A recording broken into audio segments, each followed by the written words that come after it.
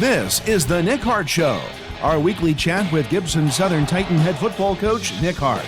It's brought to you by the Gibson Southern Titan football boosters, including ADG Architecture and Design Group, Matt Mickle of AgriGold, Brett's Car Care, Chips Sell My Tees, Cordray Insurance, Cox Family Eye Care, Daylight Land Management, Davis Brothers, Du Bois County Garage Doors Incorporated, Duke Energy, Foster Construction, Fort Branch Dairy Queen, Gerald and Trudy Bledsoe, Harper's Pub and Pizza, Hobb Range Hood Company, Hobstadt Summerfest, Hydorn Construction, Indiana Eye Center, in memory of Darwin and Eric Kalis, JMCO Technologies, Johnson Commercial Mowing, Julia's School of Dance, Kathy Solomon Photography, Kiesel Enterprises Incorporated, Kissel Farms Incorporated, Lewis Plumbing and Heating, Make Your Mark, MyTech Systems, Oakland City Golf Club, Whole Concrete Construction,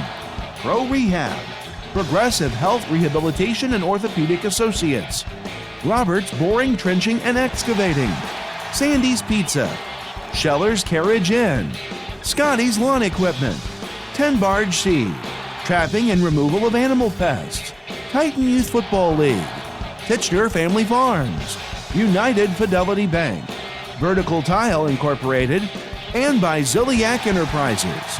Now, the Nick Hart Show, a special sports production of the Wabash Valley College Radio, TV, and Digital Media Department and 89.1 The Bash. Welcome to the Nick Hart Show. I am Bob Bowser, and joining me is head coach of the Gibson Southern Titans, Nick Hart. And coach, your Titans are now 2-2 overall and 2-0 in Pocket Athletic Conference play after defeating Boonville Friday night 43-35. So let's take a look at the team and individual stats from the conference game on Friday night. Starting right off the bat here, when you look at things play-wise, your Titans had 75 total plays compared to Boonville's 60. I mean, that's a lot of close ball game, but yet you still had a lot more plays than what they did. Yeah, well, you give up 97-yard touchdown runs, and they don't have to run a whole lot of plays. But no, that's in a four-quarter game. We want to be in the 70s or so with number of plays ran. So we had good tempo the whole night and kept those plays going. So looking at total offense, your Titans amassed 412 yards of offense, while Boonville had 518. Looking at rushing yards, 32 attempts, 113 yards for the Titans, 39 attempts, 437 for Boonville. Passing yards, well, they were 27 for 43 for the Titans, and you had 299 yards. Boonville was 9 for 21 for 81 yards. Again, here's a big key stat in this ballgame, and really for both ball clubs, because the Titans did it through the air primarily, while Boonville did it on the ground. There were no turnovers in this ballgame, no interceptions, no fumbles. Yeah, really clean in that aspect. Sometimes when you get in the high-scoring shootouts, there's big turnovers or big plays, that help the scoring. But both teams did a good job of taking care of the ball. Now, looking at the third down conversions, something that we've started doing quite a bit over the end of last season into this year, 5 for 17 on third down, 29.4%. That's got to stick in your craw a little bit. Yeah, and we talk about this a lot, but because of penalties or sacks or whatever, we were in some really bad positions on third down. And somewhere, we got to get better, on not putting ourselves in those positions, because, when you go back and look at it, those 5 that we converted were manageable, 3rd and 5, 3rd and 6, manageable. A lot of the ones we didn't get, it was 3rd and 10 plus. There's not your percentage is going to be really low when you put yourself in those situations. So we got to do a better job of staying on schedule and not getting behind the sticks to give ourselves a chance on third down. Well, and some of them I think I remember saying a lot, third down and Corridon, to get to. Yep. But you mentioned penalties, Coach. There were a total of accepted penalties, 23. It was probably closer into the range of 25, 26, maybe 27 penalties, because I know there was a few that were declined. On the fortunate end of this, your Titans only had 7 penalties for 70 yards, while Boonville had 16 penalties for 150 yards. So penalties played a big part in this ball game. Yeah, they did. Some of ours we got to get a little bit better, a little bit cleaner. Something we talk about every week. We didn't have any, I don't think, pre-snap type of penalties. Offsides on either side of the ball. Which is good. Some of those live ball ones, you're being aggressive or whatever, but still probably too many. 7 for 70. It's a pretty big number, so something we got to work on cutting down. So let's look at some of the individual stats now. Brady Allen was 27 for 43, 299 yards.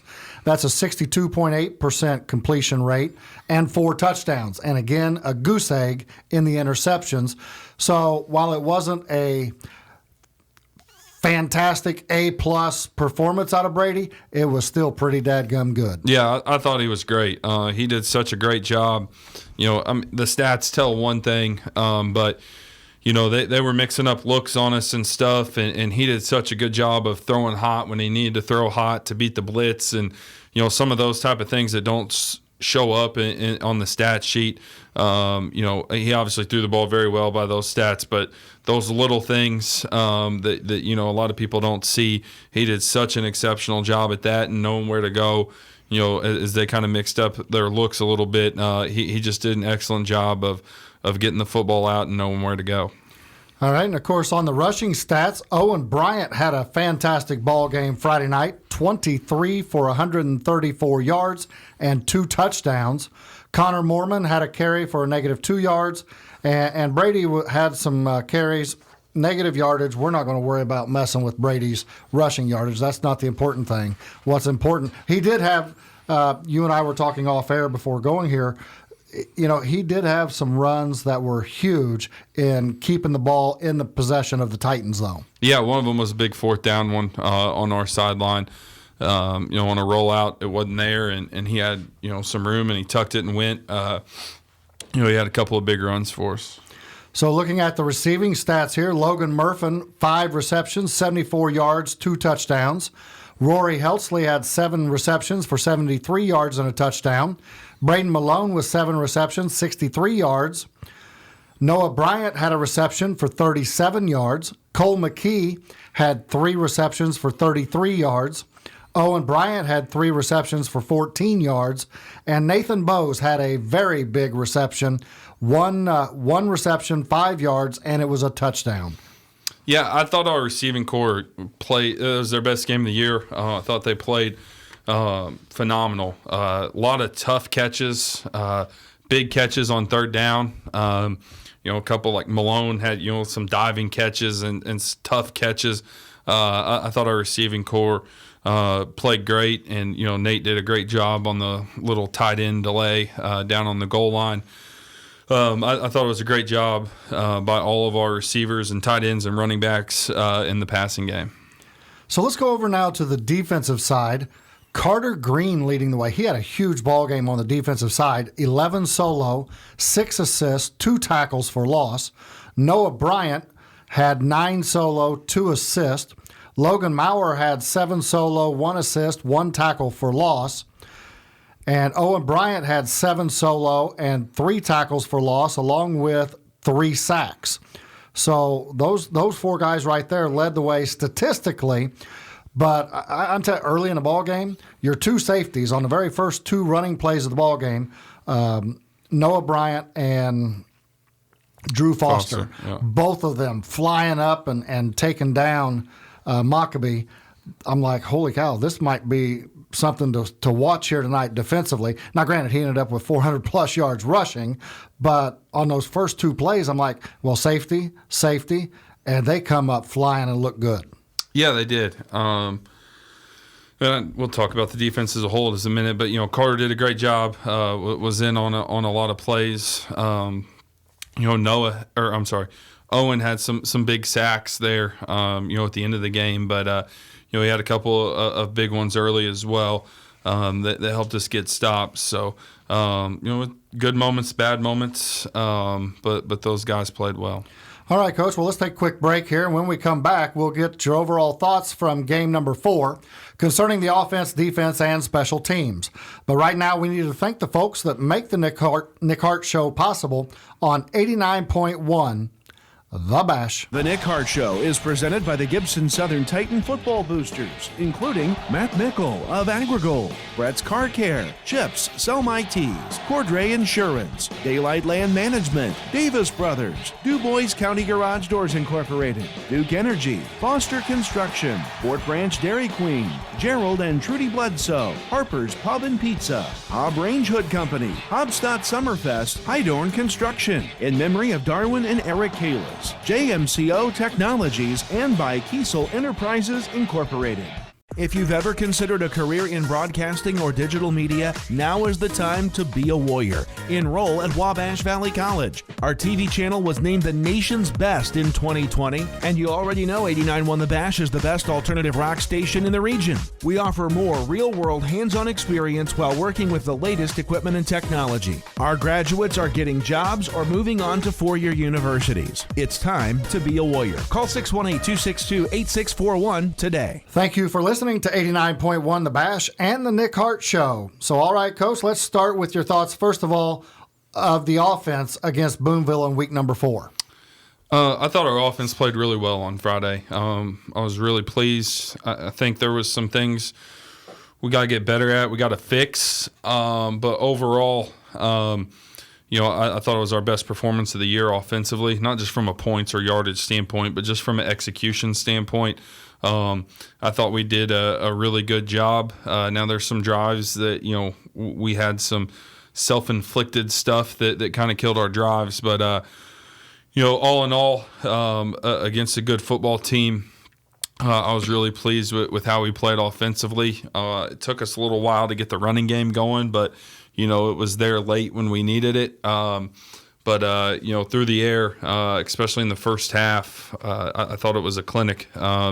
We really executed well in all three phases. We threw the ball well. We threw it where it needed to go. We protected well.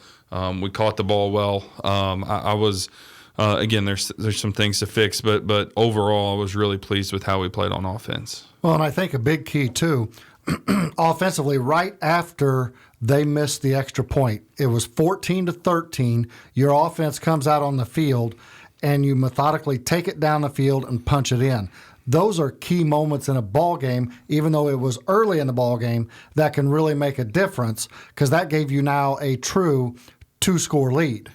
So later in the game, when you had that opportunity to stick that dagger in again, some of those self-inflicted moments come up, and that's when you would like to see maybe some consistency in those time periods. But I think you're right. I agree that probably the best overall game for the offense all season so far. Yeah, we missed some chances there where we always answered their score. It seemed like, when they answered us, we answered them.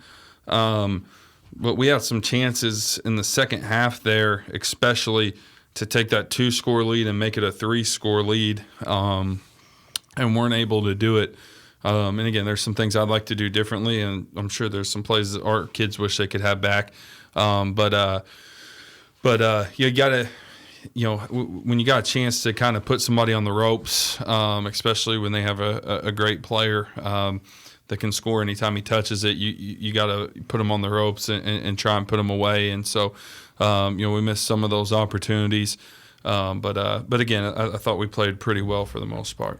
So what are your thoughts on the defensive side now? I realize you're sitting there thinking, well, we gave up 400-plus yards rushing to one player. What do you think my thoughts are? Don't answer that because we are, we're live here. But when the moment counted, the guys were there. They were, and we had flashes. I mean, okay, you can't do this because it's 28 points, but out of those 400 yards, first of all, I don't know any team's ever given up 400-something rushing yards and won the game, which is good. And I'm going to go on a soapbox here before we talk about our defense. I think sometimes us as coaches, players, fans, everything, you get used to winning and winning, the way we won the game. That's the most important thing. Sure, we got things to fix on defense. Our kids found a way to win the game, and that's the most important thing. And then you come back in, you get better this week, and try and win another one on Friday. It's tough to win against good football teams, and our kids found a way to do that, which is obviously what counts. But, defensively, out of his 400 yards, like 300 of them came on 4 runs. And that obviously can't happen. But the point I'm trying to make is we did a pretty good job against them, except for, you can't give up those big runs, but we did a pretty good job over the long course of the game. And he's a wonderful, talented, extremely good running back. But we make so many mistakes right now as far as, and it's on all 3 levels, whether it's, widening out when we don't need to widen out with our edge guys, or getting reached or getting scooped, or, you talked about our safeties. They made some nice run fits. We missed run fits on the big runs. All of those things, add up. And, the breakdowns right now is what's really killing us. From week 1, we had a lot of them and gave up a lot of big plays. Thought we got better at it week 2. We weren't perfect, but I thought we got better. And then kind of took a step back this week. And you can't give a kid like Maccabee the creases we did. You get, the difference in a 3-yard gain and a 80-yard gain might be, the backside 3 technique getting scooped, or, whatever it may be, or just widening out too much if I'm the edge guy. Now I've made that hole from a smaller hole to a bigger hole, and now it's harder for linebackers and safeties to fill in because, he's got a 2-way go out of the hole. Those little detail things right now are putting us in some bad spots defensively. So when we showed the kids film this week, we had some of the plays where we did our job correctly, and had good success in stopping the run, and how some of the minor details, or I guess they're major details, but they can seem minor, how minor details can become a major issue in your defense. And we are inexperienced on defense, but it's week 4 now, and that excuse of a short summer and inexperience is gone. We got to start doing those little things. Otherwise, we're going to have some more long nights on defense. But that's why you also have 9 games, though, in the regular season in order to get prepared for when the second season begins in week number 10. So you get 9 weeks to work and fix those little things. Yeah, I'd like them fixed today, but you wanted them fixed yesterday. Yeah, 4 weeks ago, however long. No, but I mean, the issue we have right now is there's some of the same mistakes being made, over again, and there's a majority. Like, it's not, if it was one guy, it'd be easy to, that's easy to fix. You find another guy. But we all have our moments where we don't do our job correctly, and it hangs the other 10 guys out to dry. And again, I don't think any kid on our team is trying to hang somebody out to dry. Okay. But when I don't do my job, that's what I'm doing. And we got to get a lot better at that. We knew he was going to make some plays. Like, he's really good. Okay. He doesn't need our help. And we helped him out a lot, in getting to the second and third level. And we had to keep him pinned in on that first and second level. And so, when we knew when he got in space, it was going to be, difficult for us, and we just let him do that too much. Well, let's go over now to the special teams where, hey, again, Ryan Ziliak's doing a fantastic job with the extra point kicking. Punt team, pretty well most of the night, I would say. It wasn't a perfect grade by any means, but still did okay. There weren't any turnovers in the special teams game, so that's a huge key. Kickoff team, I thought, for the most part, there might have been one time that the job didn't get done, but for the most part, even the kickoff team did a great job.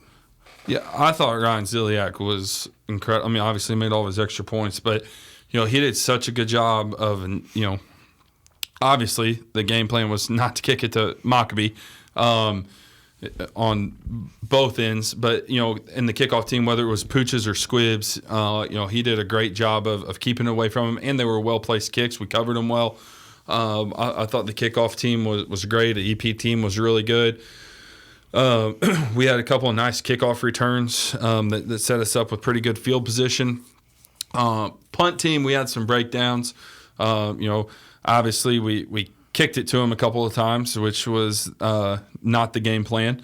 And then, we did have a breakdown in protection. It worked out in our favor because they roughed the kicker, but it was close to getting blocked, and it was a breakdown in protection. So punt team did not get as good of a grade from me as what they did from you. But that's why I'm sitting up in the booth. But I thought other than that, I thought our special teams were really good. They had we were in punt safe, and they had the bad snap on the punt, and the kid took off, and we tackled him, made sure we didn't give up the first down.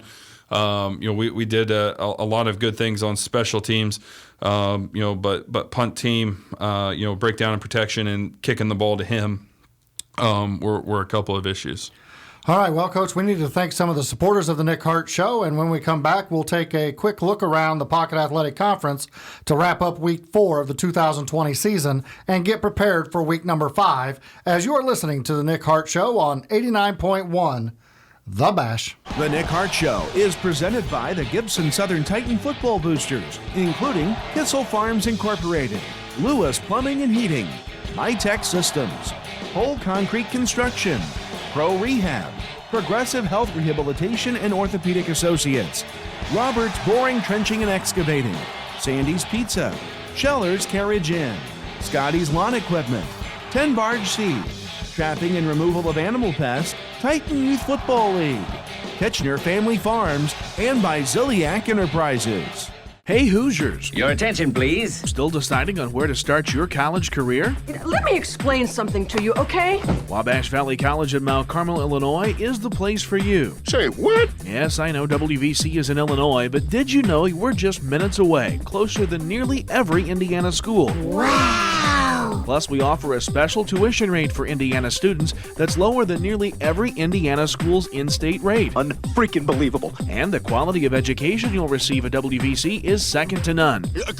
Good, yeah, too good. In fact, studies show students who attend WVC do as well, if not better, in their studies than those who enter the university as a freshman. Holy smokes! To learn more about what Wabash Valley College has to offer, call toll-free at 1-866-982-4322 to set up an appointment with one of our academic advisors, or check out the variety of degree programs available by logging on to www.wabashvalley.cc. Sound good? Yeah. All right, then. Welcome back to the Nick Hart Show on 89.1 The Bash. I am Bob Bowser, and joining me is head coach of the Titans, Nick Hart. All right, Coach, let's talk Pocket Athletic Conference last Friday night, running around. Thanks. Forest Park gets back on the winning ways. 13-0, they defeated Tecumseh. Heritage Hills defeated South Spencer 36-7. North Davies defeated Washington 34-20. Owensboro Catholic and Mount Vernon. This is a close score ball game right here, 21-13. And, of course, as you had mentioned to me, Owensboro Catholic, that was week number 1 for them. Yep. Princeton defeated Phelan Academy 34-18. Southridge kept rolling, defeating Pike Central 58-0.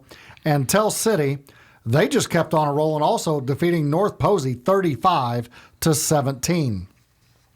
So looking at the standings in the small school division, Southridge is still on top. They're 2-0 in conference play. Tell City is also 2-0 in conference play. South Spencer's 1-1. North Posey is 1-2. Forest Park is 0-1, and Pike Central is 0-2. Then in the big school division, Mount Vernon's still on top here, tied with your Gibson Southern Titans at 2-0. Boonville is now 2-1 in conference play. Princeton is 0-1 in conference. Heritage Hills is 0-2, and Washington is 0-2. So let's take a look at this coming Friday night. Heritage Hills at North Posey. This could be a dandy ball game right there. Yeah, I think North Posey is playing some decent football. Last week, played Tell City pretty tough, who's having a great year. The week before, hung with Southridge for the first half before Southridge kind of pulled away. Heritage Hills, I think, has their guys back now, and got healthy last week with a win. So could be a good ball game. Linton will be at Boonville. Yeah, like the Pioneers here, and we always root. Anybody that listens to the show knows we root for our conference when they got the out of conference games. But obviously they're going to have their hands full with a lot of number 5. Yeah, let's see how Linton does against that one also. Mount Vernon at Forest Park. That's going to be, Mount Vernon must be playing good football. I know they just took their first loss against Owensboro Catholic, who, from all accounts that I've been told, they're a pretty good ball club. Mm-hmm. But so that tells me Mount Vernon's pretty salty this year. Forest Park's had a pretty good season so far. They did get beat, if I remember correctly, by Tell City in that matchup. But let's see. It's going to be at Forest Park. Yeah, it should be a good one. Like you said, both teams are having good years, and should be a good ball game. Pike Central at Washington. Barn burner. Mark it down. I don't know. If this is called a pick'em game right here. But let's go ahead and look at South Spencer at Princeton. So Princeton's at home coming off of a victory. South Spencer's going to Princeton. Can Princeton make it 2 in a row? Yeah, I think they got a shot to kind of get things rolling here and get that first win and get feeling good and have a shot here. Now in this next one, Tell City at Springs Valley. Isn't Springs Valley where Larry Bird went to school? Sure. Okay. Wrong kind of ball, isn't it? Yeah. That's a round ball. It's not oblong. Before my time, too. Dude, stop. Just stop right there. But Tell City, hey, they're playing some good ball, out of conference play. I think Tell City can come away with this one. Yep. And, of course, obviously I know nothing about Springs Valley. Except Larry Bird maybe went there. I think so. I think that's the case. If so, then, that kind of makes it kind of tough for me because I'm a Larry Legend fan. But either way, Coach, right now we're going to take another quick break as we have one more segment to go, which means it's time to get the listeners ready for Friday night as your team prepares to take on Southridge in a non-conference matchup. But first, let's thank some of the underwriters of the Nick Hart Show on 89.1 The Bash. The Nick Hart Show is presented by the Gibson Southern Titan Football Boosters, including Vogler Metalwork and Design Incorporated, ADG Architecture and Design Group, Cox Family Eye Care, Indiana Eye Center, Johnson Commercial Mowing, Julia's School of Dance, Kathy Solman Photography, Make Your Mark, Oakland City Golf Club, United Fidelity Bank, and by Vertical Tile Incorporated. Hey, high school seniors. Who are you? I'm a Wabash Valley Warrior. Are you still trying to decide on where you want to go to college? Maybe, maybe not. Well, Wabash Valley is the place to go. I'm listening. We are among the most affordable colleges in the region, which puts more money in your pockets. We all want money. We offer all sorts of different degree opportunities, such as nursing, broadcasting, early childhood education, diesel mechanics, and much more. This sounds too good to pass up. Call and set up an appointment today at 618-262-8641. I'd be stupid not to do it, right? WVC? Welcome back to the Nick Hart Show right here on 89.1 The Bash, or you may be using the free app to access the show on your cell phone. So, Coach, it's week number 5. Your Titans will be traveling to take on Southridge in a non-conference game. First time you've said that probably in your entire coaching career. Yeah. And it not being the last game of the regular season, it's kind of a double weird feeling.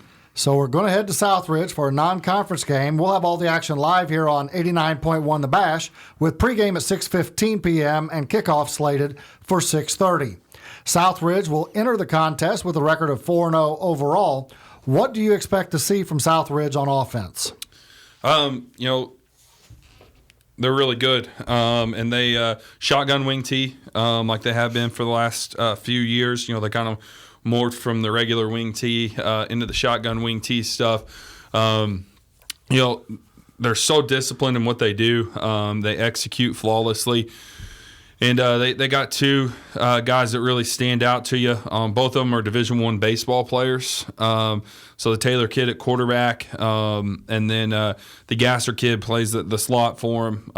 Both, you're not a Division I baseball player if you're not a great athlete and competitor and all those things, and those kids check all those boxes. So, they don't make any mistakes. They just execute so well like they do year in and year out. And so For us, a big key, anytime you play like some type of shotgun wing T, it doesn't matter. You got to be so disciplined in what you're doing and what you're keying, and all that other stuff. And honestly, the only team we've played that's somewhat like that is Whiteland. They weren't wing T or in the shotgun, but the motion and all that stuff. There's some similarity, and we did a pretty good job that week. But it's the only week that we've done a pretty good job of, being on our keys and being disciplined in what we do. And if you don't do that, you're going to have a really long night. So we got to make sure we're doing our job, and all that's designed to, how I call it, to get you chasing ghosts. Where you're chasing the jet and it's going back the other way, or vice versa. So you got to be really disciplined in your approach and know what you're doing, and make sure that you don't chase ghosts on Friday. All right, so let's go over to what are they going to do on defense in order to slow down your offense? Well, they probably don't have the size that they've had in the past, but like any Southridge team, they play so fast and they're physical. It's always one of our more physical games, in the course of a season. So they mix it up between a 4-man and a 3-man front. A lot of man type of stuff behind it. They did a good job of kind of mixing up. You think man's man, but they did a good job last year of mixing up, some cover 1, some 0, some 2-man, and even though it's man, it really makes a difference how many safeties are on top protecting things. So we'll prepare for all that this week and make sure that we're in a good position to execute on Friday.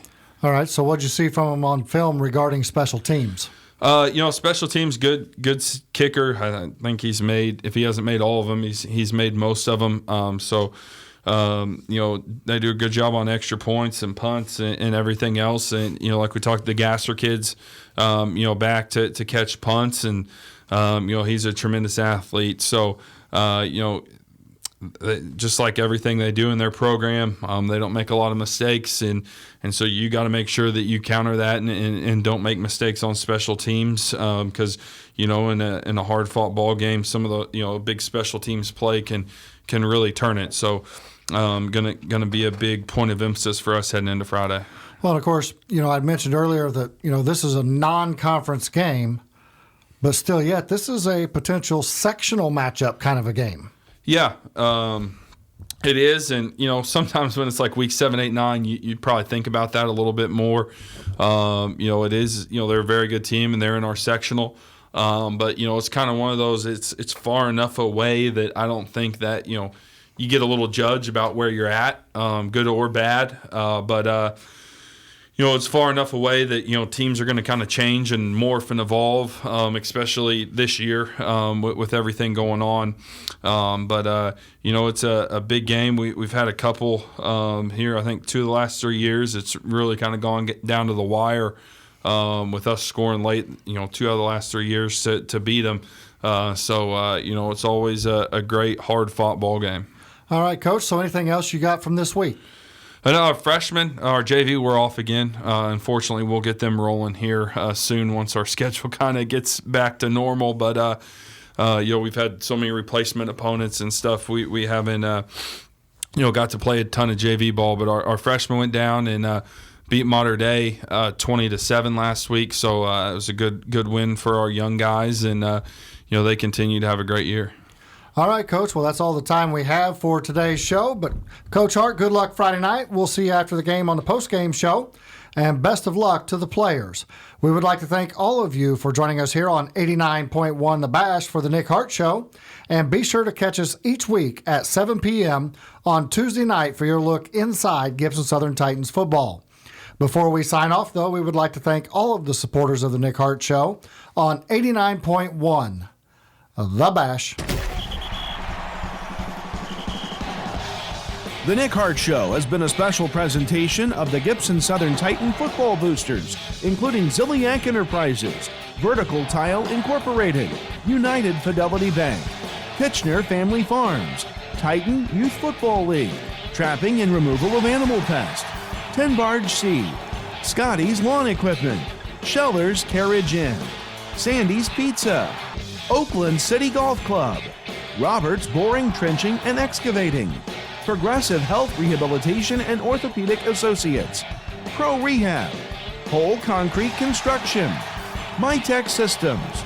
Make Your Mark. Lewis Plumbing and Heating. Kissel Farms Incorporated. Kiesel Enterprises Incorporated. Kathy Salmon Photography. Julia's School of Dance. Johnson Commercial Mowing. JMCO Technologies. Indiana Eye Center. In memory of Darwin and Eric Kalis. Hydorn Construction. Hobstadt Summerfest. Hobb Range Hood Company. Harper's Pub and Pizza. Gerald and Trudy Bledsoe. Fort Branch Dairy Queen. Foster Construction. Duke Energy. Du Bois County Garage Doors Incorporated. Davis Brothers. Daylight Land Management. Cox Family Eye Care. Cordray Insurance. Chips Sell My Tees. Brett's Car Care. Matt Mickle of AgriGold. And by ADG Architecture and Design Group. The Nick Hart Show is a special production of the Wabash Valley College Radio, TV, and Digital Media Department and 89.1 The Bash.